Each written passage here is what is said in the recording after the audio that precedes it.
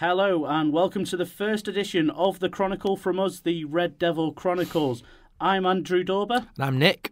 And thank you very much for listening tonight. We've got some brilliant guests on the show, excellent features to come. We hope you enjoy it. And let's kick off by speaking to Mark from the United Stand. Mark, it's a real joy to have you on, and thank you very much for sparing your time. We're really glad to have you on our first show. No, like I said, it's a pleasure. I'm looking forward to it. Really is no other way to start the show other than looking back on last weekend's result, of course, against Crystal Palace. Yeah. Now, we were on the brink, as we discussed last week on your show, Mark, of 4 consecutive defeats for the first time since 1979. Now, what I wanted to ask you first of all, was the performance more important, or were you just happy to get the win last weekend? I think this season's been a bit of a rollercoaster for me and a lot of fans, really. I mean, I've been quite critical, but there has been times this season where I've said it's all about the win. I mean, I look back to Everton and West Ham at home, and I think Crystal Palace was very much the same. It was just about getting the win. Liverpool have blown it, really, but they were breathing down our necks. You don't want to go into the summer 5th place with Liverpool nicking it, and for me, it was just about the 3 points, and we got it. Didn't play that well, but yeah, definitely the 3 points. And I think we've got to be positive going into the summer and just start again, really. Can I just ask you something, Mark? This is Nick, by the way. What did you think about Daley Blin's performance in general against Palace? Well, I mean, it's interesting because we've been doing the show for a few months now, and back in January we were crying out at all these fans who were saying he's better than Carrick and Carrick should play because we're a massive fan of Carrick on the show. I'm surprised by the dip in Blind, but I think what people need to remember is that before Shaw got back fit, Blind and Young were a revelation down that left-hand side. So I think Blind's probably just come back from an injury as well, thrown in at the deep end, because we do miss Carrick, and he's been highlighted that he's not ready yet. Yeah, I think we are treating him a bit like a John O'Shea type character, playing him all over the place, midfield, defence. He doesn't really have a stick position at the moment, a fixed position that he's comfortable in. He seems to get moved around a lot. Obviously, that's due to our injuries. But I think in a Palace game itself, I don't think he'd played midfield for quite a while, and it did really tell, especially against Jedinak. Yeah, he didn't seem to have the legs at all, did he? No. He seemed to be running backwards at times. Reminded me of Gareth Barry in the World Cup. Yeah, exactly. My thoughts indeed. I mean, barring obviously Blind's performance on that day, obviously Johnny Evans as well was another particular standout for the Stinkers. Anyone else that stood out on the day in the Palace game, Mark, that you thought had a bad game? I think I wasn't impressed with Fellaini. People won't be surprised by that, but I will admit I didn't have a go at him last week because the goal is, he's repaid his signing on fee with that goal. But I could have scored that goal, you could have scored that goal, but he didn't have a very good game. I think he's been found out, and it surprises me that Louis van Gaal keeps picking him. Although in fairness, there wasn't much choice last week. I think in Fellaini, as in terms of a long-term player, I don't think he's that for us. I think he is more of a squad player. And I get the feeling Van Gaal sort of used him this season as a means to get into that top 4 place, because we all know how valuable that position was for us. Like, if we did miss out again, questions would start to be asked: are we still like a European power at the moment? I mean, is that what you have to, is that your thoughts on things, Mark, with not only Fellaini but also Ashley Young as well? Do you feel going forward that they have got a role to play? Is it as simple as saying they're just squad players for you? I think it is as simple as that, and I think you can throw Valencia into that thing. I mean, a lot of people want rid of them in the summer. I funnily enough, I wouldn't say get rid of them. I think Ashley Young can have 3 or 4 games a season where he's like Messi, and I remember that from the Villa days because I'm based in the Midlands. Valencia, again, I think he played centre midfield against Everton and was fantastic. I think he's got pace and power, and he can do a job. And Fellaini, I've always said, as a plan B, last 20 minutes off the bench, he has a value. He's just not a first-team player, and certainly not a first-team Manchester United player. Yeah, I get the feeling they're the types of players that when you're at home against the likes of the West Broms, even though they beat us recently, and the whole cities, the lesser teams in the league, they are the types of players you can call upon. But the big European ties, away at Madrid, away at Barcelona, they're not the type of players that you want to see in the starting 11 in the big nights. No, I agree. I mean, they don't exactly inspire confidence. I mean, like you say, if you turned up at the Bernabeu and you see Valencia, Young, Fellaini on your team sheet, it's not exactly going to fill you with confidence for the game, is it? I mean, just a point going forward here, Mark, just to look at, obviously, with regards to improving our squad going forward. I mean, in terms of this season, are you happy with top 4? And do you think that's something that we should celebrate for this season at least? I think so, yeah. I think I've been critical of Louis van Gaal without ever saying he should be sacked. What I did say, and I do stand by it, is if he hadn't got top 4, I wouldn't have been shocked or disappointed to see him sacked, because I think with the resources he's had and the dips in forms we've had, I don't think it would have been acceptable to miss out. But that hasn't happened. We've got to be positive, and I think this next season and summer is going to be really interesting with Van Gaal and Manchester United, because he's now got an opportunity to walk into Harrods with all the money and spend whoever he wants. And also, it's a bit longer to implement this philosophy that he keeps going on about. And I'm hoping that 5-game stretch from Spurs to Chelsea would next season become a 20, 30-game stretch. And if that happens, I felt we were one of the best teams in Europe at that time. Yeah, it was a little side note about the top 4 finish. I've seen a lot of United fans were sort of celebrating like we'd sort of won the league. And if you remember Arsenal a few seasons back away at Newcastle, they needed to win to get that top 4 finish, and they won, and they celebrated like they won the league. And I just fear sometimes that we were turning a little bit into Arsenal too, and it is a little bit worrying considering the standards that Fergie set at his days at United. Yeah, I think you're spot on there, because I've been saying it a lot this season as well with the treatment of some of the fans. I've been tweeting out and saying it on the shows. We're turning into a bit of an Arsenal mentality. A couple of players have a bad game, like Robin van Persie, we want him out of the club. Carrick, we want Blind in, and it's not really the United way to be like that. And I'm certainly not celebrating top 4 like it's a massive achievement. I think it's a stepping stone, and we'll accept it because it is transition after Moyes. But we can't have this next year. If we're celebrating getting in the top 4 next year, then I'd agree we're going down the wrong path for certain. Do you not worry, Mark, that we could become another Arsenal? Obviously, with the transition again this season, looking forward, we might have another 3 or 4 players coming in, another 3 or 4 players leaving. Is there that fear that you have, perhaps, that we could just become another Arsenal if we don't take the next step next season? I think, to be fair, we've got to give it the benefit of the doubt. Top 4 was all that mattered this season, and also what you've got to remember is 1, Moyes, but 2, we've got no leaders, and we were saying this last week, I think, as well. We've got no leaders in the team. Rooney's not stepped up to the plate yet. Carrick, who runs the team, has been out for must be coming up for 2/3 of the season now, which is ridiculous. And then you add into the equation, we've lost Vidic, Rio, Evra, and Giggs, 4 massive leaders. I think Van Gaal's done a good job, and I think this summer is critical, like you say. We've got to bring a lot of players in. We've got to get rid of a lot of dead wood. That could have a positive or a negative impact, and we've got to wait and see. But I'm going to be positive with this finish, and I think that next season we'll see more of the games like against Liverpool and Man City, which were exceptional. And I think there's players that need to go, and it's how quickly you can sort that out and what sort of players we can get in. Because I do think, on from last night, I really can see Bale or Ronaldo back at Man United this summer. Yeah, I totally agree. There's flashes of brilliance this season, I think. I've said it like before.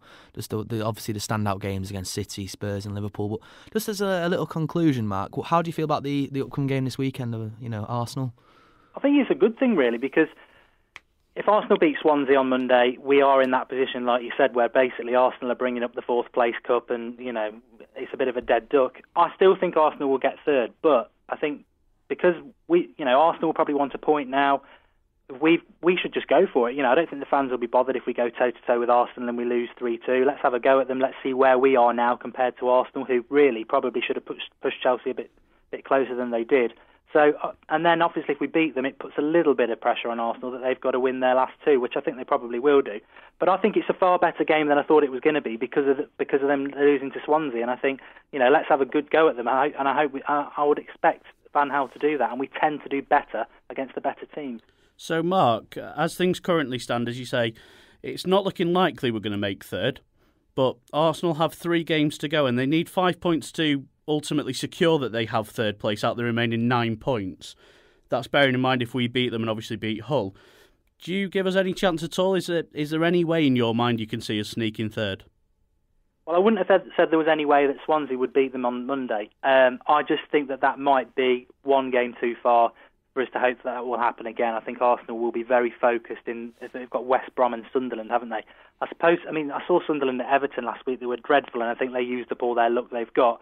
But they probably will be fighting for their lives. But then again, Wigan were when they went to Arsenal after that FA Cup final a couple of years ago, and Arsenal obliterated them.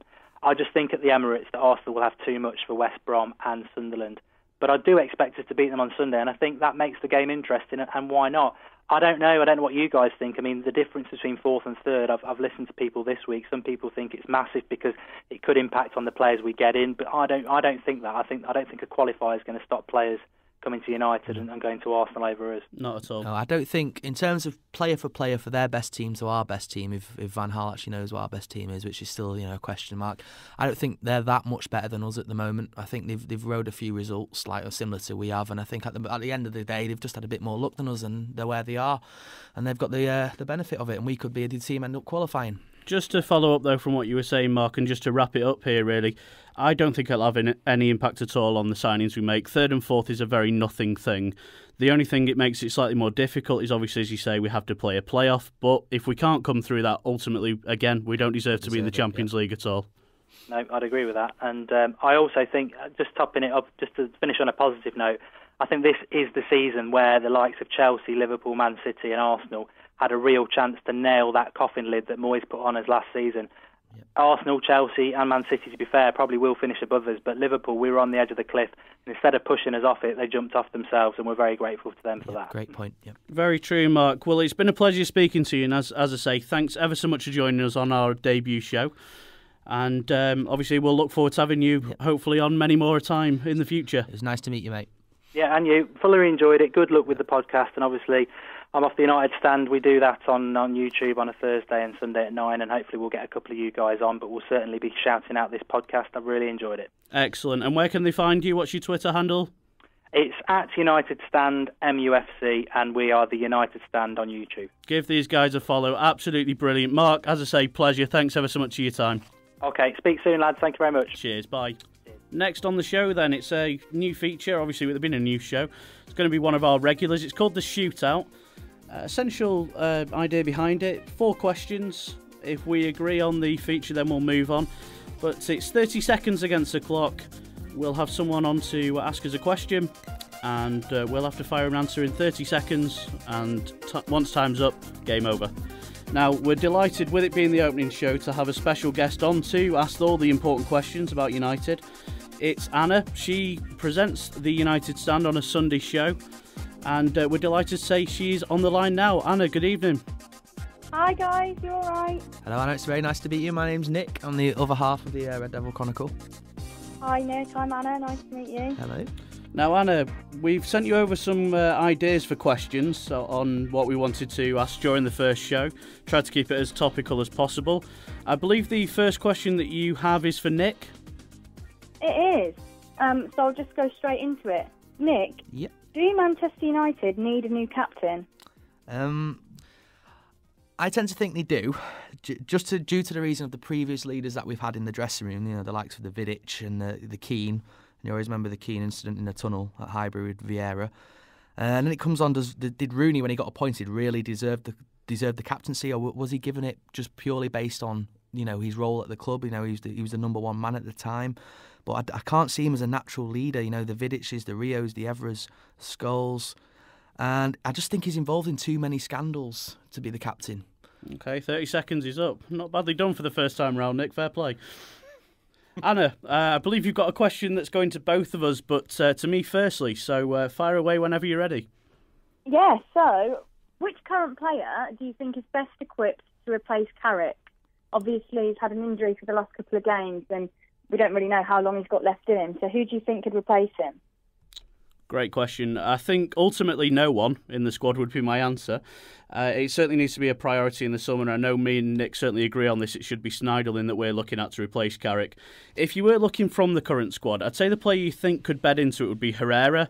I think he's very comfortable on the ball. I personally think he's very positionally sound. He's got a better pass completion and wins more duels than Daley Blind. Would be the only other player you could probably say could contend there. The only issue would be losing out on his creativity going forward, I would say. Nick, do you think Herrera could replace Carrick? I'd have to completely disagree with Dauber on that one. I'd go with Daley Blind, to be perfectly honest. He played there at Ajax. He's quite experienced in that role. The reason he's probably not had as much passing success as Herrera is because he's been all over the pitch at some point. He's been at left back. I think he's even played at centre half in one game. So he's had a lot of pressure put on him. But I think in terms of Van Gaal's teachings, as a Dutch player himself, he could do that a lot better than Herrera. Okay, nice of him. I mean, I disagree with you, but, but well said. Third question, Anna, is for both of us again, I believe. We'll start with Nick this time. We'll let you go first. Yep, so, Nick, where is United's biggest weakness at the moment? Where do you need to improve on in the summer? I'd say attack, if I'm being honest. I don't think defensively, obviously, there's a lot of question marks there with the likes of Jones and Smalling and especially Evans. But I think we've not scored a lot of goals this season. If you look at the likes of City and Arsenal and Chelsea, they've all scored more than us. And I think that's where we're really lacking. We've not got a star centre forward. Chelsea got Costa, City, Aguero, Arsenal, Giroud, and arguably Sanchez as well. So they're a lot more equipped than we are, and I just think we're lacking up front. Yeah, I mean, I'll just add to that. It's just a case of, again, I agree with Nick. It's about the attack. I mean, people criticise our defence, and yes, it's been rocky, and yes, we certainly need to improve it. But we do have the third best defence in the league, joint with Arsenal. Only 36 conceded. I think where we fall down is against the top two teams. Chelsea, even though they're so-called boring, they've scored 9 more goals. We've got 16 less than City. And as Nick pointed on, Aguero has 25 goals. Rooney's got 12. It's less than half that, and it's the same as Saido Berahino. Yeah, and just to finish, it's a final question for you, Andy. Yeah. United have just secured 4th place. Where do you see them next season? Tough one. I think second if things work out, and by that I mean the players we bring in and how quickly they bed in. I would expect it with the way I think the season's going to go. I think we'll finish 3rd. The reason being is, as we were mentioning to Mark there, I think 3 or 4 players are going to be coming in. The time to bed those in, it's going to take time to work them into the squad. I think Chelsea will continue to strengthen, and I think ultimately it will be the calibre of our signings that decide where we finish, but for me, 3rd. Brilliant. Well, thank you so much for having me on. No, not at all. Thanks very much for coming on, Anna. We appreciate you, coming on for the first show. Absolutely brilliant and great questions, as we could only expect having watched the United stand. What are your thoughts on United? I know you don't follow United personally, but where do you see United going next season? I mean, as a neutral, I hope to see Manchester United doing far better next season, because as a neutral, it has been quite odd the past couple of seasons seeing United drop in form so much. I think Van Gaal needs time. I think the Depay signing's a good indication of what Van Gaal wants next season, and I think that might help attract other good players, other elite players that you want in the team. I think they need to be contending for the title. Whether they win it or not is a different story, but I think they definitely need to be finishing higher than 4th next season and competing in the FA Cup a bit more and the League Cup possibly. Completely agree. I mean, we certainly should be firing up there.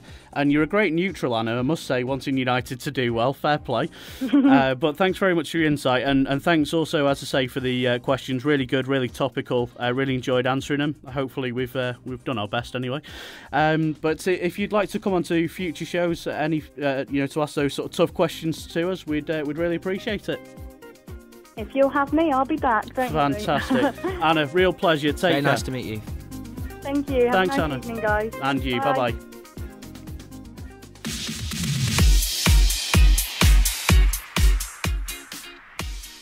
It's time now to talk transfers.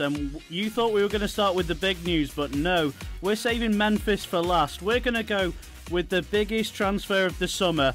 That's right, David De Gea. Will he stay? Will he go? Nick, start us out. David De Gea. Well, I think now we've got top 4 all but sealed, obviously, with barring some crazy results from Liverpool and United themselves. So I think you'll find out in the next 7 to 10 days if David is actually staying with us. I personally think, in my opinion, he's leaving. I think he would have signed the contract by now. It's been going on for months. He's been offered vast amounts of money. You're talking £200,000 a week, which making the most highest paid goalkeeper in the Premier League. Yeah. And he's still not signing. So you've got to respect the man for the point that he's not signing based off money. It is going with his heart. But it's taking a while now. It's putting the team under a lot of pressure. It's causing a lot of uncertainty. And obviously we've got a quality keeper in Valdez as a backup waiting in the wings, and I'm sure he's praying De Gea leaves. Now, obviously, we started by saying about if United made top 4, that would be the real big thing. I know that's been the story for months now. David De Gea rumoured that he'll stay if we make Champions League next season. Do you think we'll find out in the next week for sure whether or not he stays, or do you think it's already done? I think the signs in the next 7 to 10 days, like I said, will start to show. The pressure will start to build. United fans will be on the various social platforms saying, is he signing, is he not signing? De Gea himself, he's spotted recently on a flight to Madrid, apparently for family reasons, his girlfriend or whatnot. But you've got to start being a realist. I think a lot of the United fans created this thing about he's waiting until it's mathematically possible for us to get top 4, and I think if they look within themselves, I think Dave is going. We stuck with him, through the poor seasons, and the last 2 seasons he has been phenomenal. But he's Spanish. He wants to go home. Yeah, no, and understandable. And if he does, then we should wave him off and say thanks very much for the time. But again, no player is bigger than the club. We've done it before with Ronaldo, Cantona. There are nameless greats that have come and graced Old Trafford that have gone on to leave. Would he be the biggest signing of the summer, though, for United if he stayed? Yeah, most definitely. If you look at the last 2 seasons, the amount of points he's saved us, I think you've got a stat for him for this season. Yeah, absolutely. I mean, I'd agree with you as well. He is without doubt the biggest signing if we do keep him. 29 defensive errors United have made this season. That's the second highest in the league. Guess how many of those have gone in? Nope. 3. Yeah, phenomenal. 3 of the 29 defensive errors. If that doesn't show you the importance of Dave the Save, I don't know what does. Yeah, I wouldn't be too upset if he leaves. Like I said, we are going to improve in other areas, hopefully defensively and in attack. And we have got Valdez, and he's a Champions League winner. You're not a rubbish goalkeeper if you're a Champions League winner. He's not had a sniff at the moment, but the only negative side about Dave leaving, obviously, you're losing a world-class goalkeeper, but he's going to Madrid. It's the same Ronaldo sort of esque feel again about the whole situation. Madrid. I'd rather he go to Barcelona or go back to Atletico Madrid. But not Real Madrid.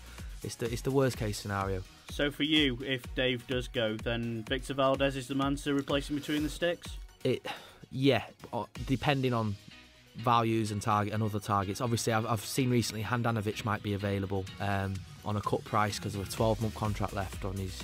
There's also Begovic, Lloris, 30 million though being batted around. Too much. Levy always cuts a hard deal, and I don't think Lloris is worth 30 million. Do you want to give the Spurs that sort of money as well? Exactly, hell no. Exactly. They wasted all the Bale money, and do you want to give them some more to spend? No. Exactly. Now with De Gea, I personally agree with what Nick says. I think he is going to go. I think it would be the biggest sign of the summer though if we can convince him to stay, even if it's just to get a bit longer on his contract, just to make some more money out of him ultimately when he does decide to go. Yep, that'd be perfectly respectable. If he's signing, say, another 2 years, and then Madrid actually had to pay what he was valued at, because I've seen various rumours that they're even willing to wait another 12 months and get him on a free. Now that would be insulting. Yeah, it'd be really poor. It'd be poor on the club's part as well from United. Very naive. Now, Nick, we'll move on from De Gea. We'll park that for now, but obviously we'll certainly come back to that next week. You've mentioned to me earlier on today about a player that's been linked with United a lot, then went very quiet, and then back he came again. Me and you have talked for a long time about Mats Hummels being the man to come in, command the centre-back spot, teach Chris Smalling, very good player, reads the game well, and I think the two of them together would work. Smalling has the pace, and Hummels has the nous, but you're talking to me about a different defender. Yeah, I know. A lot of this is based off the fact we've been linked with Gundogan or Gundogan, however you want to say his name, recently, and I'm not entirely sure Dortmund would sell 2 of their best players to one team. And I just think if you look back to January, we were looking at the Argentinian Nicolas Otamendi. And he's a genuinely a solid defender. He's a consistent defender. I think he's rated as like the best centre back in the Liga at the moment over in Spain. And he's done the rounds. He's 27. I think he's about 6 foot. But he's even had a spell in Brazil. I think he's played in Portugal. So he's a very experienced defender. He's played in World Cup finals, and quite ironically as well, his agent is Jorge Mendes. And everyone at United knows who he is. And I just think if you look back at it, LVG went for him in January, and you can expect him to go for him again in July. And would he complement Chris Smalling, who seems to be the other centre-back that he'll go for? Yeah, I think he would. If you look at Smalling, he's signed a long-term deal with United now, so you'd have to imagine he's in Louis' plans. So I think, obviously, my personal opinion, I don't think Phil Jones and especially Johnny Evans complement Chris Smalling at the moment. I thought Chris Smalling's come on leaps and bounds this season. And if he was put next to, say, Otamendi, who's quick, rash, he's got tenacity, he'd suit the Premier League, he's good in the air. He also scores quite a few goals from centre-half as well. Excellent. Now we're going to close up the transfer talk with the big news. Memphis Depay What a signing. 21 years old, 22 league goals this season, one of the highest strike rates in Europe. Nick, tell me about Memphis. Well, the first thing that drew me about him was his arrogance. I love it. I love his arrogance. It reminds me a lot of, the best players in the world are arrogant. Look at Ronaldo. He's one of the most arrogant, egotistical players that go in, but you'd have him in your team every week. Something that we've been missing then, because I feel mentality has been totally wrong from United for a long time. Most definitely, yeah. I think we've lost a lot of pace out wide. I know we've signed Di Maria, but he's not really shown this season. But Depay is someone who's got power, he's got pace, he's got a goal in him, and free kick specialist as well. You've seen him, though, Andy. Definitely. I mean, long distance strikes, lots of pace, commits players. He seems to solve a lot of problems that United have currently. That's all we've got time for on this week's Transfer Talk. We'll speak to you next week regarding De Gea and much, much more. Now, here on the Chronicle, we like to give other fans a voice, and we found a regular feature in our very own Dodgy Dave. A lot of talk tonight about De Gea. We have a friend of ours called Dave. He's dodgy as anything in the way that he supports football clubs. Former Arsenal fan, was a Wigan fan, now an Arsenal fan again. Likes to support the teams that are on the up, basically. Dave, good evening. Good evening, sir. How are you, okay? I'm all right, thank you, yeah. Very well. Fantastic, excellent. Now, Dave, we all know how dodgy you are when it comes to your football clubs. No better place to start. Slander that, but yeah, carry on. We just wanted to ask you, first of all, this weekend, which club are you supporting? This week I'm going back to my roots, my original roots. It's got to be Arsenal, hasn't it? Big game against United. You're actually supporting Arsenal? That's a big call, Dave. I know, well, I always get nervous before the United games, but that sort of tells me that I am a bit of an Arsenal fan still, I think. What happens go on. What happens if United beat Arsenal? Worst case scenario, what happens, Dave? Well, I'm definitely not going to become a United fan if that's what you're trying to get at. I think you should I'll become see you a United fan. I'll see you else. Well, Leicester are doing all right, aren't they? So if all goes wrong for Arsenal this weekend, it's Leicester. Well, if they win, yeah, obviously. Oh, yeah, of course, yeah. I mean, if they don't win, they have to win, of course. To be fair, Pearson's press conferences are brilliant. I'd support Leicester. Yeah, well, we all like an ostrich, don't we? So yeah, happy days. We certainly do. If you can get your head in the sand, anyway.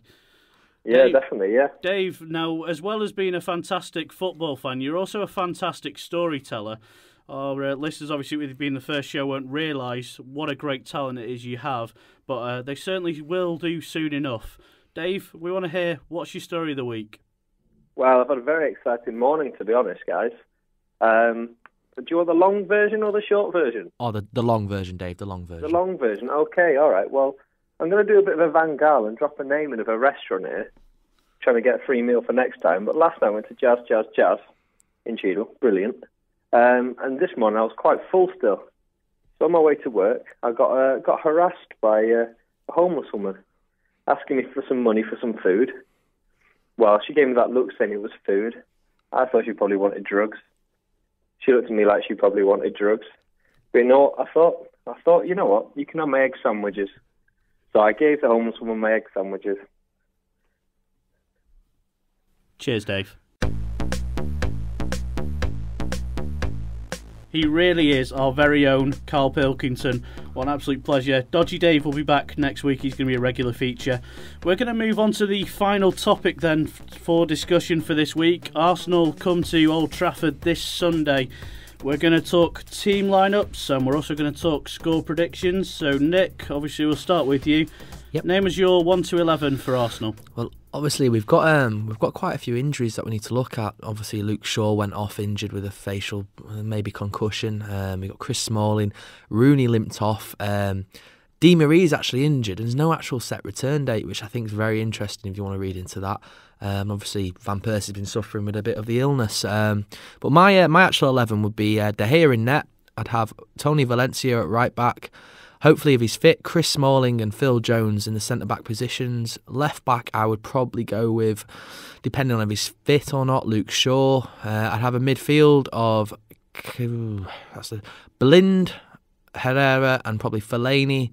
And then I'd probably play Mata on the right wing, Young on the left wing because he got man of the match in the previous game. And I would probably go with Van Persie up front because he always tends to have a brilliant game and I'm not entirely sure if Rooney will make it. See, I was listening to that, and as you went through the team, I thought, yeah, I've got nothing to add to this at the moment. And then you got to our striker. Van Persie over Rooney. Yeah, I know. It's a big call at the moment, but I just thought Rooney limped off the last game. I'm not entirely convinced if he's going to be fit or not. And I always think Van Persie is up for it against Arsenal. He is up for it. He's passionate about it. He gets a lot of abuse, and I think it really fires him up. And I just think I would give him that vote of confidence, and I'd throw him in there against them. Now, depending on what you read, he either had a virus or he missed a day of training, and Van Gaal refused to play him against Palace. Which one do you believe? I'd probably go with the latter, if I'm being honest with you, Andy. But you've got to appreciate Van Gaal's strictness. Even with a star player and a big name like Van Persie, he calls it and say, right, you're banned. Okay, fair enough. So Rooney from the bench? I'd probably say yeah. Yeah, I'd go with that. Very interesting. I agree with what Nick says to most of it. I don't know if Van Persie's ready. I mean, don't get me wrong, when he played against West Brom, he did look very sharp. He looked dangerous. He was probably arguably our best player on a very poor day. He wasn't quite sharp enough to finish chances. This is a big step up for him. I personally don't know if he's ready to replace Rooney up top. Well, we shall certainly see. I'll have to politely disagree. I thought he was very good against West Brom. Oh, I'm not saying he wasn't, but I just thought he was, he wasn't quite sharp enough to finish the chances. But credit to him, he got into those positions. Nick, score prediction then. I'm going to go 2-2 to draw, basically. Oh dear, I thought you were going to be the optimistic one here. No. 2-2. I think Arsenal are a very good team. Both teams have a bit to play for, to be honest, which is a lot more than I could have said a few weeks ago. But I do think 2-2 is a fair result. Okay, Nick's going Desmond. I'm going 1-1, so we both think it's going to be a draw. I just can't see there being much to separate the two teams. Arsenal obviously had their phenomenal run ended by goal line technology against Swansea, which we were very happy about, of course. But they have so much talent in their side. Alexis Sanchez, Giroud on his day when he turns up. Danny Welbeck, phenomenal. I mean, the goal he scored at Old Trafford, I don't blame him for celebrating. I really don't. I know you can't blame the lad. Yeah, Van Gaal obviously didn't believe in him. Great assist by Tony V as well. Yeah, you've got to give it. Lovely through ball. Yeah, brilliant. Yeah, so, I mean, they have got plenty of talent, all jokes aside, and I think they will give us a really good game. I think they possibly will take the lead as well, but then I hope from there they'll sit back and just invite pressure. It's just a shame. I know we've signed Depay, but this is the sort of game I'd love to see Depay in now. Obviously, we've got to wait till next year, but getting at Mertesacker, he's not very quick. I think Depay could really exploit that. And at the moment, I look at our starting 11, very good team, but no lightning pace, which is what we're severely lacking. Agree or disagree with what we've got to say on scores or teams? Certainly let us know on Twitter. We're at WeFollowUnited, the Red Devil Chronicle. This has been then the first show of the Red Devil Chronicle. You'll have to forgive us for being a little bit nervy in parts, but not a bad first show in all. We've had some brilliant guests, Mark and Anna, of course Dodgy Dave, our very own. It's been a brilliant show. You can catch us, as I say, at Twitter, at WeFollowUnited on the Red Devil Chronicle. We'll also be putting this on YouTube, so check out Red Devil Chronicle on YouTube as well. Thank you very much for listening. We appreciate all the support, and we will see you next week.